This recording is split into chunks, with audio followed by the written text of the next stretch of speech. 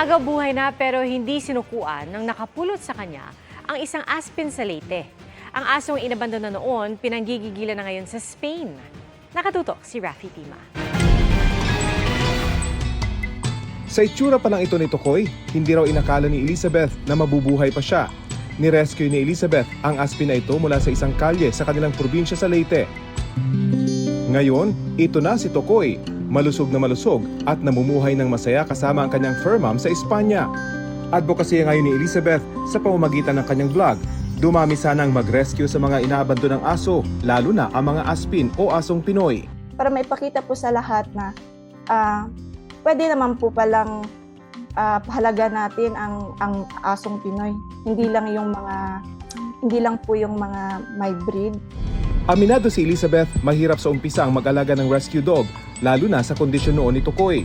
Sinuklian naman ni Tokoy ang tiyaga at pagmamahal ni Elizabeth na na-diagnose na may anxiety disorder. Bali siya po yung naging sandigan ko po, naging light ko po sa pag-overcome po sa anxiety ko po. Kasi iba pala kapag meron parang nagko-comfort sila sa iyo eh. Kaya nang magkaroon ng scholarship sa Espanya para mag-aral, hindi nagdalawang isip si Elizabeth na isama si Tokoy. Sa Espanya, guwapo raw ang tawag ng mga Espanyol kay Tokoy.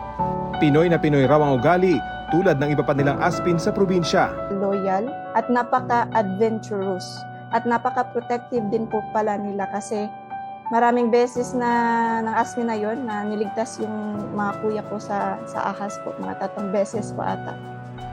Tulad ng pagtanggap at pagmamahal na nararanasan ni Tokoy sa Espanya, sana raw ganito rin ang maranasan ng mga aspin sa Pilipinas. Bagamat hindi isang opisyal na dog breed, ang mga aspin tulad ng iba pang mga alagang hayop, nangangailangan din ng aruga at kalinga. Para sa GMA Integrated News, Rafi Tima, nakatutok, 24 oras. Mga kapuso, patuloy na tumutok sa mga balita. Mag-subscribe sa GMA Integrated News sa YouTube. Sa mga kapuso abroad, samahan niyo kami sa GMA Pinoy TV at www.gmanews.tv.